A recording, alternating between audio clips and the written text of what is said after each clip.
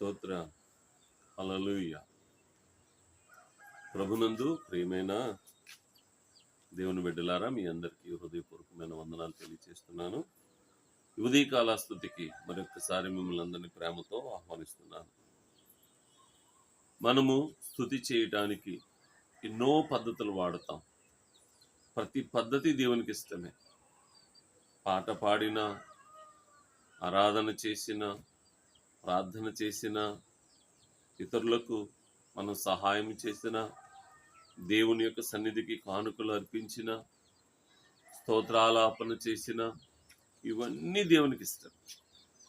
కానీ అత్యంత ముఖ్యమైనది, అనాది నుండి కూడా దేవునికి ఇష్టమైనది, వీటన్నిటికన్నా బహుశ్రేష్టమైనది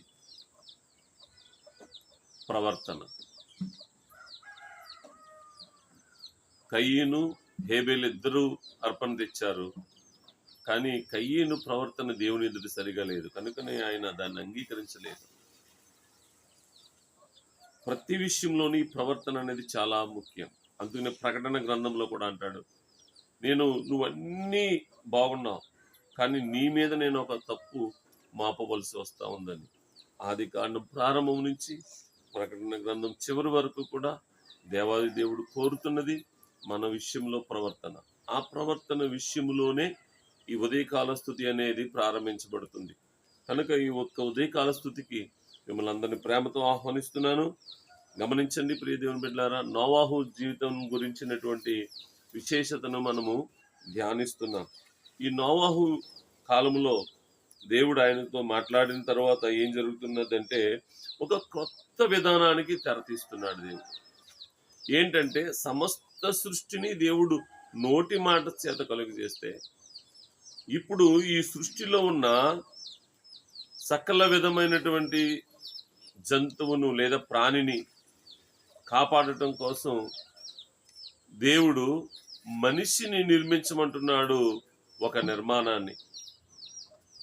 అసలు అది ఈ మనుషులమైన మనకు, లేదంటే ఆనాడు ఉన్నటువంటి ప్రజలకు అది వాడో బిల్డింగో పాకో ఏమీ తెలియని పరిస్థితి. ఎందుకంటే ఆ అనాది కాలములో దేవుడు నిర్మాణాలతో వారిని నిర్మించలేదేమో అని మనం ఖచ్చితంగా గమనించాలి. ఏదైనా తోట వారి యొక్క జీవనం ప్రారంభిస్తే ఆ తదుపరి ఆ శరీరానికి చర్మపు చొక్కాయలు, వారికి వారి యొక్క సిగ్గును కప్పడానికి లేదా వారి శరీరాన్ని కప్పడానికి ఆధారమైతే, మరి దేహాన్ని కప్పడానికి అప్పటి వరకు ఏ విధమైనటువంటి పద్ధతులు వాడారో మనకు కనబడలేదు. కానీ మెట్టుకు ఏదైనా ఒక నిర్మాణాన్ని చేయమంటున్నాడు. ఆ నిర్మాణానికి వాడా అని మనము ఇప్పుడు పిలుస్తున్నాం. దేవాది దేవుడు చెప్పాడు, నీ కొరకు ఒక వాడను సిద్ధం చేసుకో. ఈ వాడ ఎక్కడ చూశాడు, ఎలా చూశాడు అని అంటే, దేవుడు నోవాహుకు ఎలా నిర్మించాలో కొలతలతో సహా చెప్పాడు. దానికి ఏ కర్ర వాడాలో కూడా స్పష్టంగా చెప్పాడు. అయితే నోవాహు దేవునికి విధేయత చూపిన వాడై, కట్టడమే తెలియని కాలములో, ఒకవేళ ఆనాటికి పనిముట్లు ఎలా ఉన్నాయో తెలియదు. మనము చదువుకున్న వాళ్ళకి తెలుసు, రాతి యుగం తెలుసు. రాయి రప్ చేసినప్పుడు అగ్గి పుట్టింది. అప్పటి వరకు అగ్గి గురించి కూడా వారికి తెలియదు. అలాంటి పరిస్థితులలో ఏ పనిముట్లను వాడి ఎలాంటి పరిస్థితులను తయారు చేసి ఆ వాడ కట్టాలో నోవాహుకు దేవుడు సంపూర్ణంగా వివరించారు. అప్పుడు నోవాహు, ఇదంతా నాకు సాధ్యం కాదు అని చెప్పొచ్చు సింపుల్గా, కానీ అలా మాట్లాడలేదు. ఆయన వెనువెంటనే దేవునికి లోబడ్డాడు. ఎప్పుడైతే దేవునికి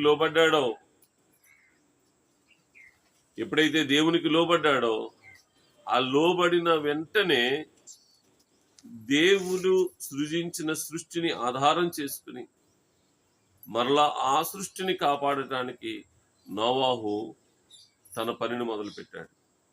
ప్రియ దేవుని బిడ్డలారా, ఎంత ఇది ఒక మర్మమో లేదంటే ఆధ్యాత్మిక బలమో మనం ఒకసారి గమనించుకుందాం.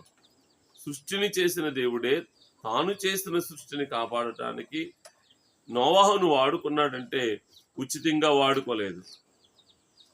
ఉచితంగా వాడుకోలేదు.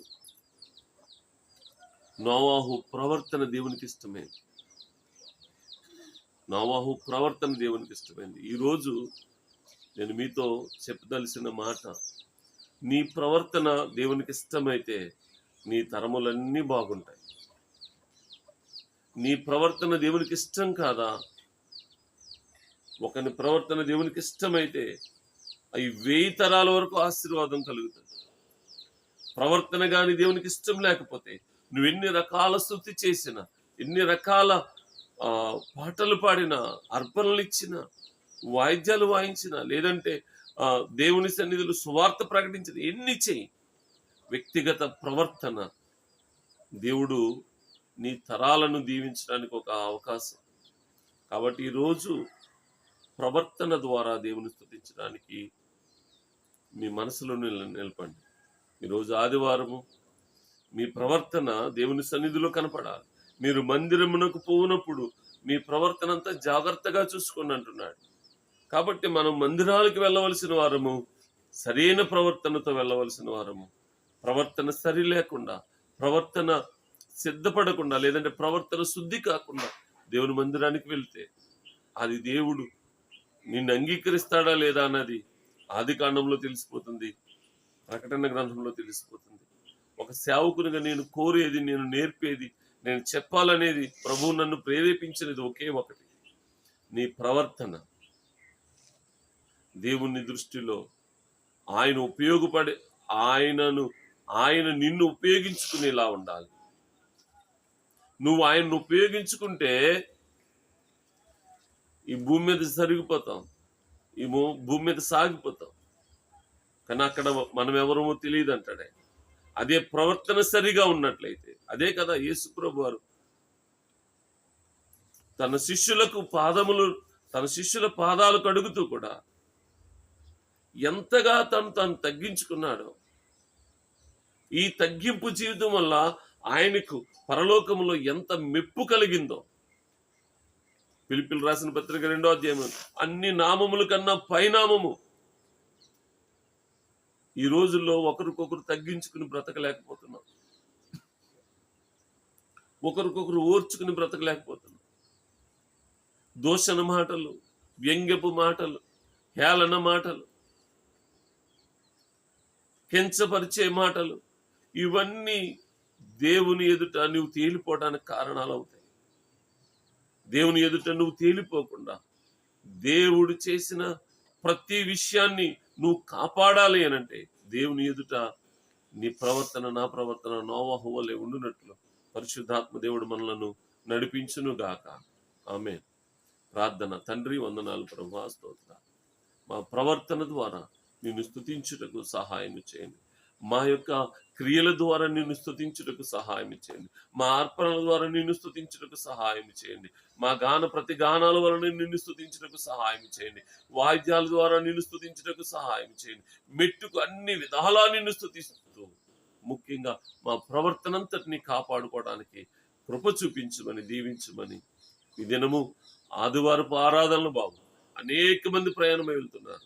అందరూ తమ తమ ప్రవర్తనలు చూసుకుంటూ మందిరాలకు వెళ్ళడానికి సహాయం చేయండి. అలాగే మేము జరిగిస్తున్నటువంటి ఆరాధనలో కూడా మా వంతులో మేము ప్రవర్తనలో జాగ్రత్త పడుతూ, సంఘ బిడ్డలు కూడా ప్రవర్తనలో జాగ్రత్త పడినట్లు కృప చూపించమని యేసయ్య నామాన్ని బట్టి వేడుకుంటున్నాను తండ్రి.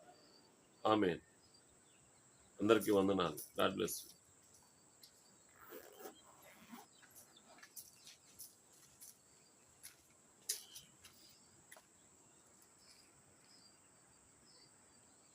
ఏదైనా కొలతలకు